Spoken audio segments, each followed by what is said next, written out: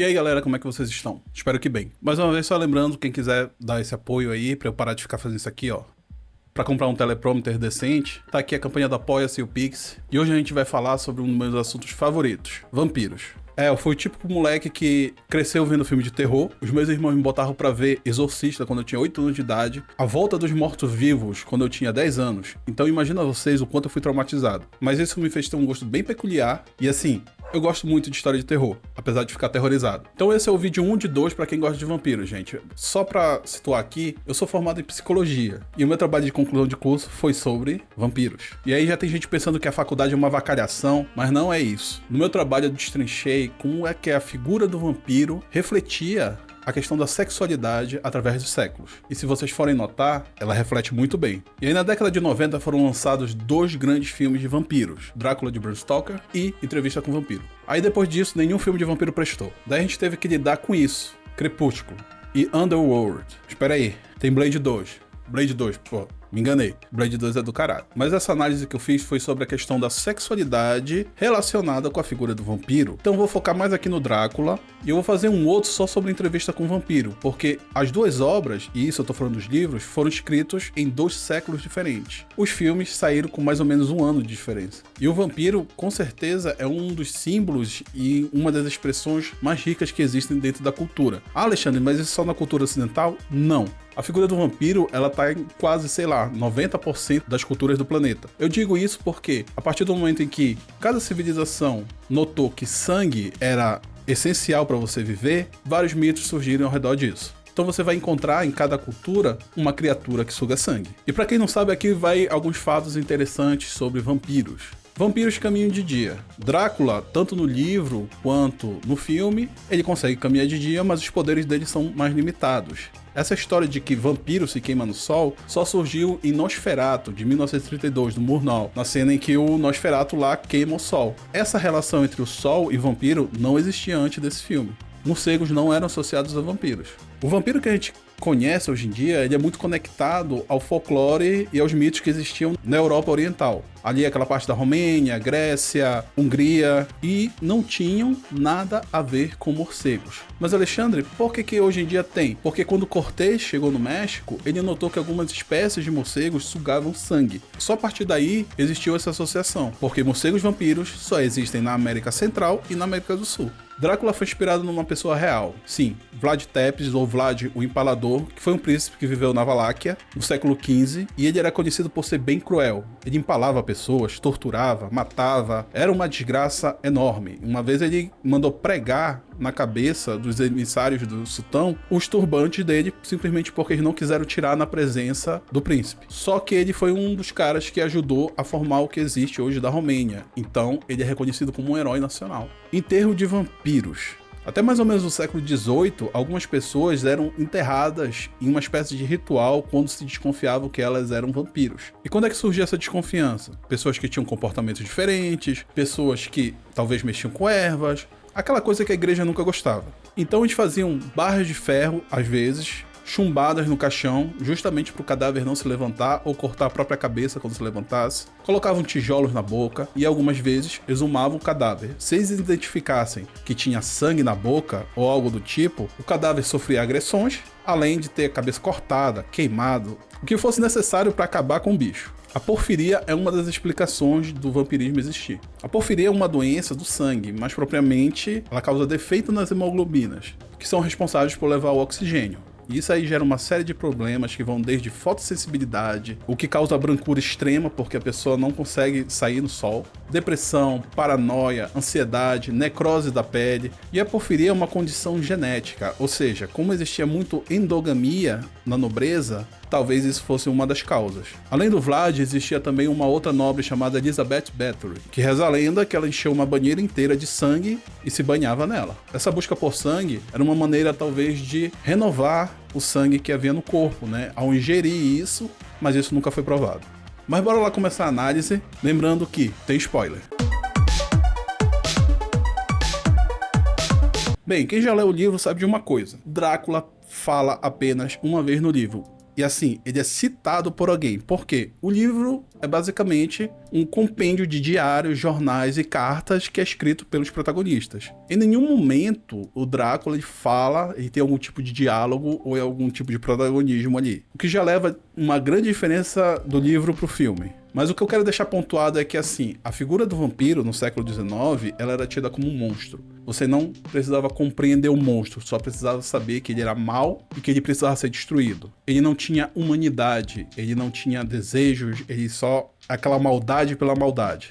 E qual era um dos maus que existia no século XIX? Sexo. Como a gente estava na Revolução Industrial, grande parte da energia do trabalhador tinha que ficar focada no trabalho, porque estamos lá, estamos produzindo, e o cara para furunfar e tá perdendo energia que ele podia estar fazendo no trabalho. Claro, com um turno de 12 horas por dia, ainda vai fazer alguma coisa, meu amigo? Tá podendo trabalhar, ganhar dinheiro, vai ficar fazendo sexo? E aí uma enxurrada de bons costumes, de comportamento, de etiqueta começaram a surgir, e o combate aos bairros onde ocorria o meretrício, os bordéis, isso era tido como locais de crime, locais obscuros, que não condiziam com a nova luz que estava vindo, que era a Revolução Industrial. E também uma série de doenças sexuais começava a ganhar força nessa época. E isso leva a uma grande fala do Van Helsing no filme, que fala: Civilization and civilization have advanced together. E aí, por que eu tô levantando essa questão do sexo? Porque era um monstro que precisava ser combatido.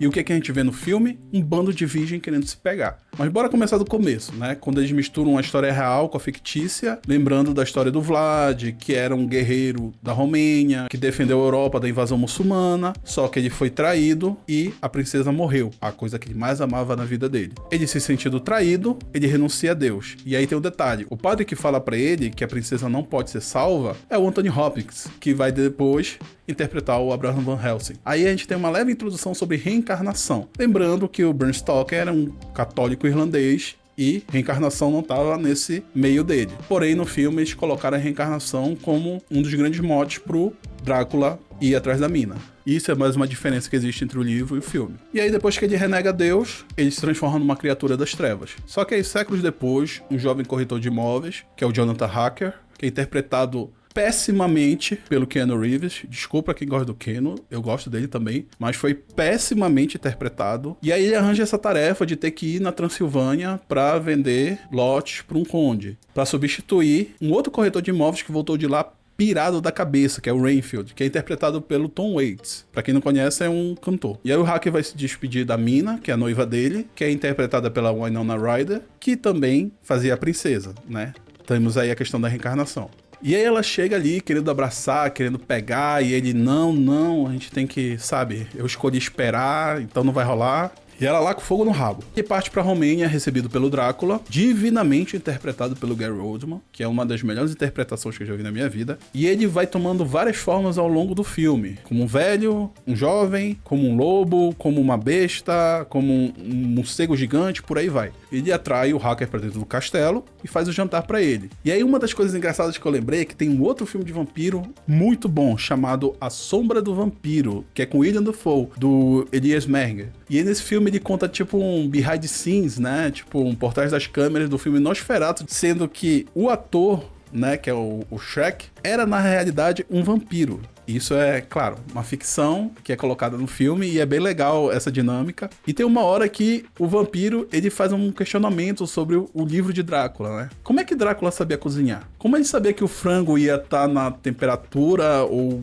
com gosto bom? E assim, fora que ele era da nobreza, ele nunca deve ter posto os pés numa cozinha na vida. Mas aí a gente passa o pano e diz, cara, deve ter pego algum vassalo sede pra fazer o jantar. E aí, enquanto isso, a mina tá lá na Inglaterra, na casa da amiga dela, Lucy, e elas estão tendo um momento muito religioso.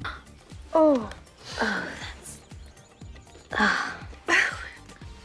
man and woman really do that? Nisso ocorre uma festa na casa da Lucy e ela recebe vários pretendentes, né? E aqui que se forma um grupo que depois eu vou denominar como grupo de caçadores. Que aí nós temos um doutor psiquiatra, que é o Dr. Jack, que cuida do Rainfield, que voltou doido lá da Transilvânia. Tem um aristocrata inglês, que é o Lord Arthur, e um empresário dos Estados Unidos, que é o Quincy Morris. Aí na época eu pensei, eles colocaram esse cara aí dos Estados Unidos pra ter uma conexão com o público, talvez, sei lá. Mas aí quando eu fui ver o livro, realmente existe esse personagem lá. Tem toda essa questão que a Lucy fica essa brincadeira, e a Lucy tem mais fogo no rabo que o Charmander, e a mina fica chocada, mas ela gosta da putaria ali. E aí que a gente começa a ver a sombra do mal chegando. E nisso, no castelo do Drácula, que tá lá ensandecido pra dar uma chupada no hacker, ele encontra o retrato da mina, e ele reconhece o grande amor da vida dele. E nesse momento a gente vê um lado muito humano do Drácula. Ele não é somente um mal encarnado. Notam como quiseram trazer um personagem agora pra uma visão mais humana? We, Dracula's have a right to be proud. What devil or witch was ever so great as until Arthur's blood flows in these veins? The victories of my great race are but a tale to be told. I am the last of my kind. E aí o que ele faz? Obriga o hacker a escrever umas cartas, avisando que ele vai ficar lá mais um mês. Daí o hacker dá uma de doido e sai andando pelo castelo, mesmo depois do Drácula ter dito não anda pelo castelo. E aí ele encontra as noivas do Drácula. E uma delas é a Mônica Bellucci. Meu irmão, eu tinha escrito uma carta que eu tinha morrido e era pra ninguém buscar meu corpo. O Drácula parte dentro de caixas de terra, porque a terra do castelo dele dá forças pra ele, e vai no navio até a Inglaterra. E aí tem um filme que saiu recentemente, eu ainda não consegui assistir, que é A Última Viagem do Deméter, que é o navio que levou o Drácula até a Inglaterra. Cara, é uma das sequências do livro mais aterrorizantes que eu já li na minha vida. Porque é simplesmente o diário do capitão descrevendo o que tá acontecendo com uma criatura que tá dentro do navio e ninguém sabe o que é. No final ele se amarra no leme do navio, tentando se salvar, mas ele não consegue. Aí o Drácula chega na Inglaterra, se transforma no lobo e vai fazer o quê? Buscar um fast food. Ele hipnotiza a Lucy e vai levando ela pelos jardins, né? Pra cair nos braços da putaria. Aí a Lucy sai toda sexuela pelo jardim, a mina tenta salvar ela e ela acaba flagrando a Lucy furunfando lá com o Drácula, que tá transformado numa besta lá. E aqui a gente tem que começar a notar uma coisa, tá? Todos os homens que vocês viram na festa, mais o Van Helsing, todos têm uma conectividade de desejo com essas duas mulheres. Todos eles desejam elas. E aí eu vou levantar uma pequena historinha aqui pra vocês, tá? Esse maluco aqui, o Freud, ele usou um mito da horda primitiva pra explicar algumas origens da civilização. Basicamente, uma horda de homens primitivos andava em bando, como vários primatas andam. E eles possuíam um macho alfa. Só que esse macho alfa, assim como os primatas, ele tem o direito a ter as fêmeas do grupo. E aí o que aconteceu? Os mais jovens e os mais fracos se uniram e mataram o macho alfa. Comeram a carne dele, só que agora eles não tinham proteção. Quem é que vai proteger o bando? O mais forte foi morto. Então, simbolicamente, né, talvez tenham pego até o crânio desse macho alfa, colocado no altar, e a partir daquele momento, o que restou pra eles foi fazer o quê? Rezar para que o macho alfa, em espírito, protegesse eles dos perigos da noite. Só que assim, ninguém quer que o macho alfa volte, porque na hora que o macho alfa voltar, o que vocês acham que vai acontecer? E aí, essa história lembra alguma coisa pra vocês? Quando ele voltar, tá todo mundo... E aí, por que eu tô fazendo esse paralelo com Drácula? Simplesmente porque, se vocês pararem pra ver a história, Drácula quer pegar todas as mulheres. Daí tem um bando de macho lá, que forma um grupo de caçadores, e eles querem impedir isso, porque as fêmeas são deles. E aí isso fica nítido quando Van Helsing integra o grupo e vai estudar sobre o Vlad Drácula, e ele simplesmente quase tem uma cena de orgasmo ali, lendo quem é o cara, e tipo, ele admira o cara, ele sabe que é um cara poderoso, cara forte, cara másculo, macho alfa realmente, mas ele vai matar. Aí o Drácula seduz a mina, que tá noiva, diga-se de passagem, mas aparentemente ela esquece isso quando ele chama ela pra ver um Netflixzinho. Aí Drácula se toca que realmente aquela mulher é a mulher que ele ama e não quer que ela entre nas cortinas das trevas, sei lá, não quer transformar ela numa vampira. E aí o hacker tá lá fugindo de ser chupado por 3 mulheres lindas e consegue a liberdade dele. Ele procura um abrigo no mosteiro, a mina fica sabendo que o noivo tá vivo e parte pra casar com ele. Ela escreve uma carta pro Drácula, avisando isso, e o cara, tipo, fica na sofrência, chorando, e ele diz, quer saber? Eu vou tocar fogo nessa porra toda. Aí ele mata a Lucy, transforma ela numa vampira, E aí o grupo de caçadores precisa matar de novo a Lucy, e aí eles se tocam realmente do que eles estão enfrentando ali. Não é uma doença comum, é um mal que se espalhou entre eles. É uma doença que se espalhou, lembre disso, né? Doença, sexo, tudo conectado. E aí os caçadores tentam matar Drácula, queimando as caixas de terra dele, só que ele foge numa forma de nevoeiro. Ele invade o manicômio e ele encontra o Renfield, que tá lá, coitado, doido, e tinha dito pra Mina fugir dali, que não era pra ela ficar junto daqueles caras. Mas ele também não fala que era pra ela ficar com Drácula. Ele era um homem desesperado que queria ser salvo. E não queria também que ela vivesse nesse inferno que ele tava vivendo. Só que Drácula vê isso como uma traição, mata o Renfield e depois vai procurar a Mina. E assim, os caras são muito inteligentes, porque deixam ela do lado do mosteiro que eles estavam destruindo. Aí o Drácula se confessa pra ela, diz que ele é o monstro que os caras estão perseguindo. A Mina fica com raiva, mas ela gosta do bandido mesmo. E aí Drácula infecta ela com vampirismo, porque ela quis isso, ela pediu por isso. E é aqui que a gente vê que é amor, sabe? Tipo, não era só uma questão de luxúria, só uma questão de desejo. Tem desejo no meio? Tem sexo no meio? Tem. Mas além de tudo ali, esse lado humano que o filme traz de Drácula. Ele no final só queria encontrar o grande amor dele. E aí o grupo de caçadores invade o quarto, a Mina fica toda errada porque ela foi pega com a boca lá no negócio. Aí Drácula se transforma num, sabe Deus lá o que, um morcego gigante, mas a maquiagem é maravilhosa, cara, maravilhosa. E aí Van Helsing mostra a cruz pra ele, mas não adianta, porque ele era um cavaleiro cristão antes de se tornar vampiro. Então tanto faz. Jogam água benta nele, tentam atirar e nada. O cara é muito poderoso. Pra fugir, ele se transforma numa rataria e a galera tenta matar, mas não consegue. A Mina solta um diálogo interessante. Ela fala, imundo, imundo. E aí o que ela quer dizer com isso, né? É o sentimento que ela tá sofrendo ali. Tá se sentindo infiel, ela tá se sentindo uma safada, uma mulher casada, metida na luxúria. Então a partir dali, ela começou a se entregar às trevas. E aí o Drácula parte pra Romênia fugindo, né? E o grupo de caçadores, que tem dinheiro pra caramba, consegue atravessar a Europa de trem e tenta interceptar o navio do príncipe. Só que eles não conseguem. Van Helsing leva a Mina e chega primeiro no castelo pra atrair o vampiro pra lá. E à noite, as noivas tentam enfeitiçar a Mina. E ela tá lá quase rasgando a roupa de tesão, e Van Helsing também lá com um negócio na testa. E ele tem que pensar no Michel Temer de biquíni ali pra não cair na tentação da Mina, que tá ali doida pra dar uma chupada nele. Uma chupada de sangue, galera. Pela manhã, o Van Helsing vai lá e consegue matar as 3 noivas e desafia o Drácula. No final, a gente tem o Drácula, né, na carroça, dentro da caixa, e os ciganos dele protegendo a carroça com um grupo de caçadores atrás deles. E aí a Mina, que já tem poderes, tenta ajudar, mas só atrasa o inevitável. Aí o grupo invade o castelo, uma briga generalizada, o sol tá se pondo, o Hacker quase degola o maldito, o Quissen sofre um ferimento mortal, mas enfia a faca no safado, a Mina pega a arma e diz que não vai subir ninguém. E aqui o Hacker diz que o trabalho dele terminou e o dela só começou. Ali ela precisa escolher entre a luz e as trevas, entre a civilização ou a selvageria. Isso é uma leitura totalmente conectada aos tempos do Bram Stoker. Aí vem uma fala do Van Helsing, né, que eu acho bem interessante, quando o Quissen morre. Ele fala, nos tornamos os loucos de Deus. Essa frase é bem legal, assim, porque ela resume a história que eu contei anteriormente da Horda. Os homens, ensandecidos de desejo, inveja, ódio, tentaram matar quem estava mais próximo de ser um deus. E agora estão sozinhos e desprotegidos.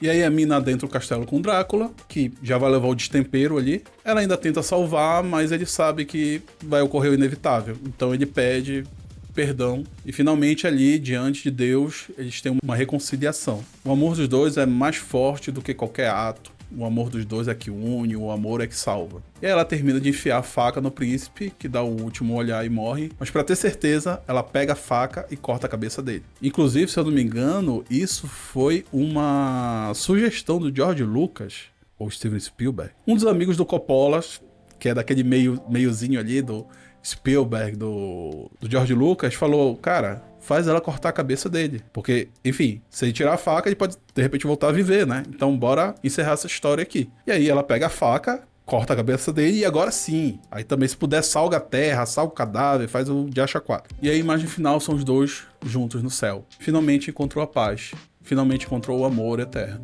Drácula, gente, é uma das minhas histórias favoritas, porque dá pra entender muito o que era a Inglaterra vitoriana no final do século XIX, e tem toda essa questão do conservadorismo, né, dessa briga entre o bem e o mal, a luz e as trevas, os comportamentos sociais da época, a hipocrisia que existia sobre essa questão do sexo, E também essa questão da figura sexual que tenta dominar todas as mulheres. E é uma história perfeita para entender que naquele tempo o inimigo era o sexo. E aí, quando a gente falar de Entrevista com o Vampiro, vocês vão ver que a coisa é um pouquinho diferente. Eu espero que vocês tenham gostado. Vocês agora estão sabendo um pouquinho mais sobre vampiros. Com certeza é um conhecimento inigualável que vocês vão usar muito na vida. Ou no Halloween, quando alguém ficar enchendo o saco perguntando por que vampiro tá saindo de dia. Pega essa explicação aí, otário.